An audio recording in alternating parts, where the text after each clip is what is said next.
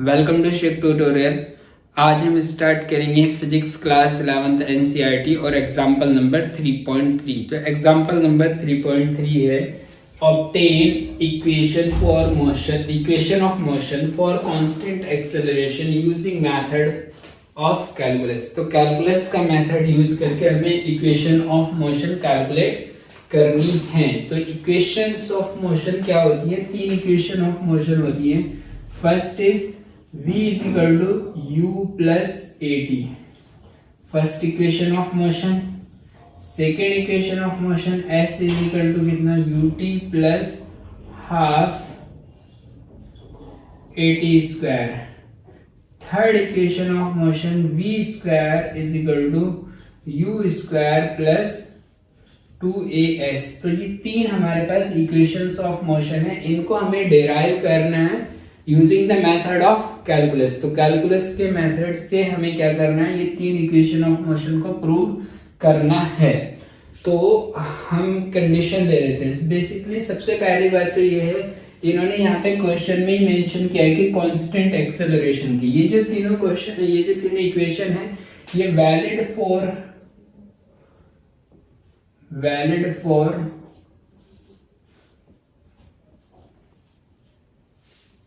Constant acceleration, ये constant acceleration के लिए वैलिड है। दूसरा पॉइंट है यहां पर इनका, ये ओनली यूज इन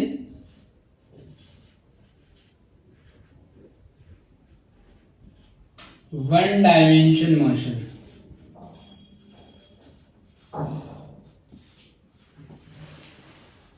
इनको सिर्फ हम 1D में ही अप्लाई कर सकते हैं। अब वो एक अलग चीज है कि हम इनको प्रोजेक्टाइल मोशन में भी यूज कर लेंगे, बट प्रोजेक्टाइल मोशन होता है 2D मोशन, तो वहां पे मोशन को ब्रेक कर लेते हैं। पहले 1D में लगा देंगे, फिर उसमें x एक्सिस में लगा देंगे और फिर y एक्सिस में लगा देंगे। तो प्रोजेक्टाइल मोशन को हम वहां पे ब्रेक कर लेते हैं। तो इनको करने से पहले हम एक कंडीशन देख लेते हैं कहां पर ये लगेंगी। सपोज ये कोई सरफेस है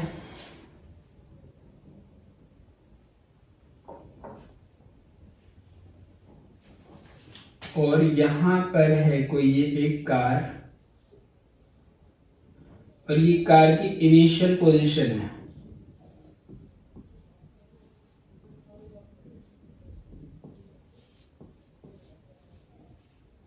इनिशियल पोजीशन, फिर ये कार इनिशियल पोजीशन है इसकी और इनिशियल वेलोसिटी है इसकी u, और इनिशियल पोजीशन टाइम, इसका टाइम इनिशियल कितना है 0 है, और इसकी पोजीशन कितनी है यहाँ पर s1 है।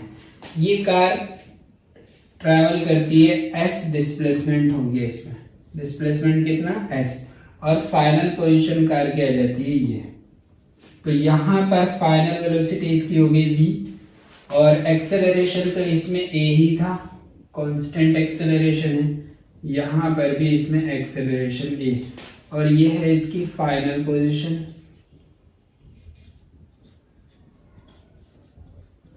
तो फाइनल पोजीशन पर वेलोसिटी इसकी होगी v, और टाइम यहाँ पर हो गया final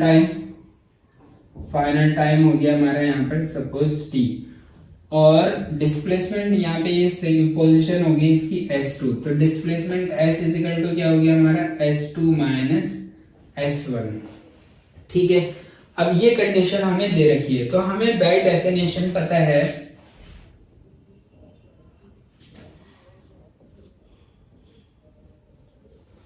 bye definition acceleration a is equal to होता है rate of change of velocity with respect to time. By definition acceleration होता है rate of change of velocity with respect to time. इसका हम क्रॉस मल्टीप्लाई करेंगे तो dv is equal to आ जाएगा हमारा a इंटू dt। अब यहाँ पे ये dv क्या है? चेंज इन वेलोसिटी, और यहाँ पे क्या है? Change in time. मतलब एक्सेलरेशन क्या होता है? Change in velocity with respect to time. तो dv क्या है? चेंज इन वेलोसिटी, और dt क्या है? टाइम हमारा। तो जब इनिशियल पोजीशन व्हेन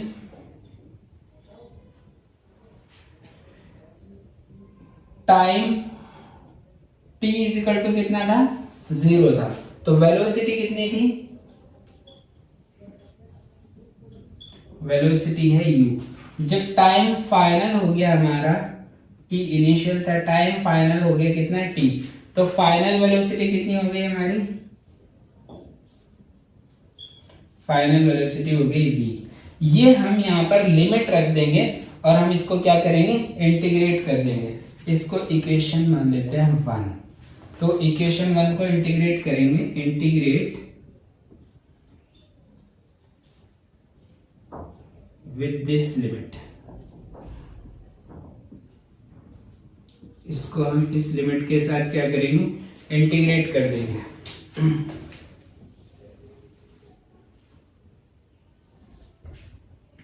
तो यही इक्वेशन को हम यहाँ पे लिखेंगे।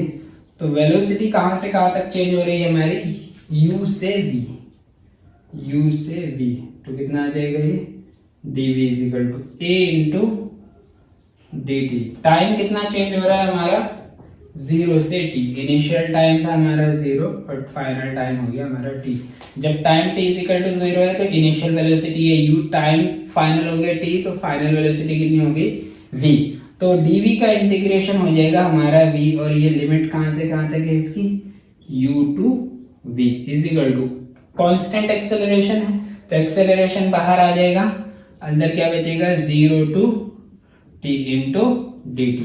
इसकी हायर लिमिट पुट कर देंगे, higher limit minus lower limit, v minus u is equal to a into dt का इंटीग्रेशन हो जाएगा हमारा t, और इसकी लिमिट कर देंगे 0 टू t। तो ये आएगा हमारा v minus u is equal to a, कितना आएगा, हायर लिमिट t, लोअर लिमिट कितना 0, t माइनस 0। तो v minus u is equal to कितना 80। तो यहां से हमारी ये फर्स्ट इक्वेशन ऑफ मोशन आ जाएगी, v is equal to u plus 80। ये हमारी आगे फर्स्ट इक्वेशन ऑफ मोशन। तो हमारी फर्स्ट इक्वेशन ऑफ मोशन आ गई v is equal to u plus 80। अब यहीं से इसको हम ऊपर लिख लेते हैं। फर्स्ट इक्वेशन ऑफ मोशन आ गई हमारी v इज इक्वल टू कितना, u प्लस 80। ये आ गई हमारी फर्स्ट इक्वेशन ऑफ मोशन। अब हमें प्रूव करनी है second equation of motion, s is equal to u t plus half a t square. तो बाय डेफिनेशन हमें पता है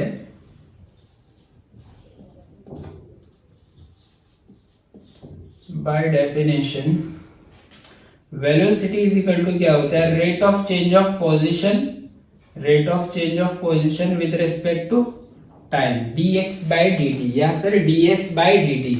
यहां पर पोजीशन हम क्या ले लेते हैं, s ले लेते हैं, ds बाई dt। इसका क्रॉस मल्टीप्लाई करेंगे तो ds इज इक्वल टू आ जाएगा v इंटू dt।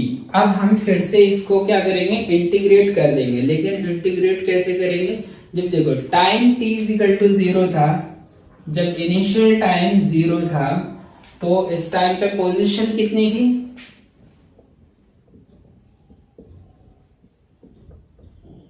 पोजीशन थी हमारी s1। जब टाइम फाइनल हो गया हमारा कितना t बढ़कर, तो पोजीशन हो गई फाइनल हमारी, फाइनल हो गई पोजीशन हमारी s2। तो यही लिमिट के साथ हम इसको क्या कर देंगे, ये जो हमारी इक्वेशन, इसको हमने मान लेते हैं, इसको इक्वेशन a और इसको मान लेते हैं इक्वेशन b। तो इक्वेशन b को क्या कर देंगे, हम इंटीग्रेट कर देंगे with this limit,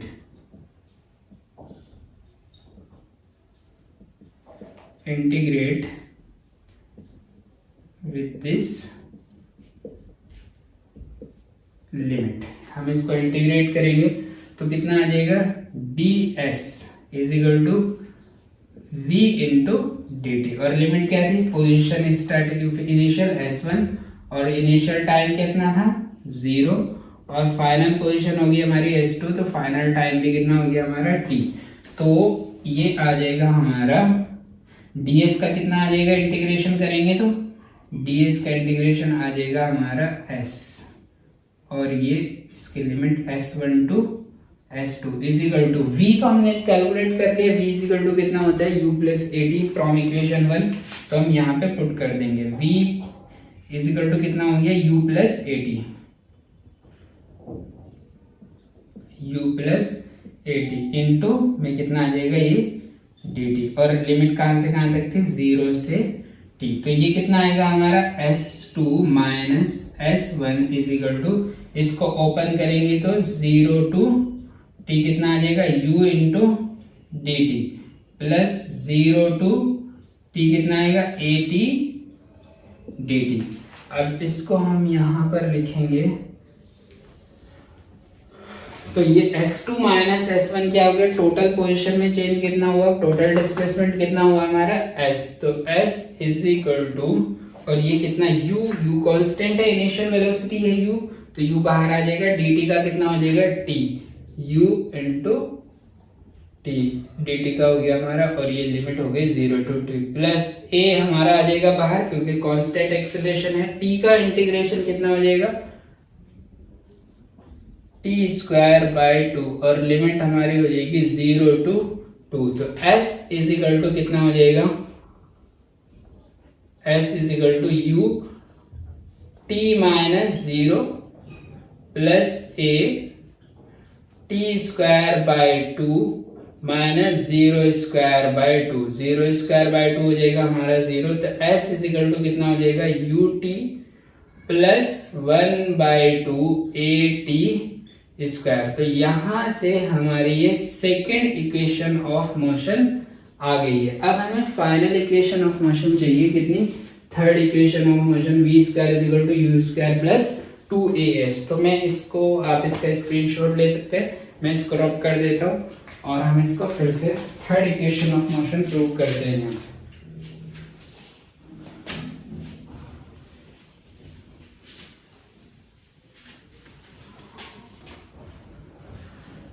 so by definition a is equal to कितना होता है dv बाई dt, तो इसको हम लिखेंगे a acceleration a is equal to कितना होता है dv बाई dt, तो a is equal to dv by dt, इसको ऊपर नीचे हम किससे मल्टीप्लाई कर देंगे s से, ds बाई ds, तो ये हमारा हो जाएगा ds by dt, ds by dt, इसको अलग लिख लेंगे तो यहां से हमारा एक्सेलरेशन आ जाएगा, एक आएगा dv by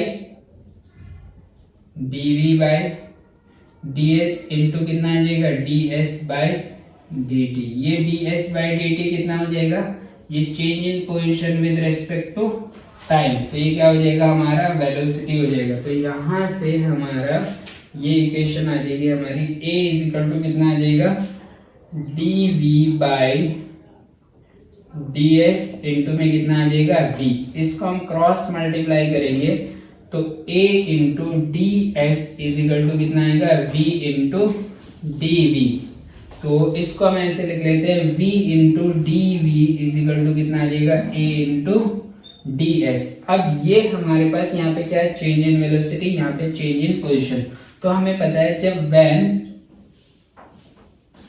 initial velocity u है, इनिशियल वेलोसिटी क्या है,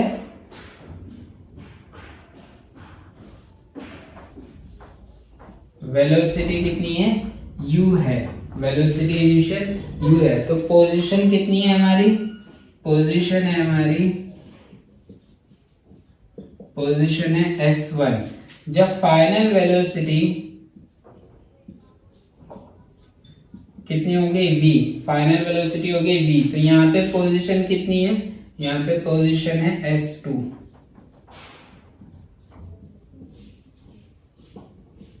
अब ये जो हमारी लिमिट है इसके अकॉर्डिंग हम क्या करेंगे, इंटीग्रेट विद दिस लिमिट, इसको हम क्या कर देंगे इंटीग्रेट कर देंगे, इंटीग्रेट विद दिस लिमिट, तो इंटीग्रेशन का साइन लगाएंगे v into dv is equal to कितना, ये तो हमारा आ जाएगा बाहर और ds का इंटीग्रेशन हो जाएगा, तो वेलोसिटी कहां से कहां तक चेंज हो रही है u टू v और पोजीशन s1 टू s2, तो v dv का इंटीग्रेशन कितना हो जाएगा v स्क्वायर बाई 2 और पोजीशन इसकी लिमिट हो जाएगी u to v is equal to a into ds का इंटीग्रेशन हो जाएगा हमारा s, और ये लिमिट s1 टू s2, यहाँ पे हम लिमिट पुट करेंगे हायर टू लोअर, तो कितना आएगा v square by 2 minus u square by 2 is equal to a into s2 minus s1, तो यहां से आया v square minus u square upon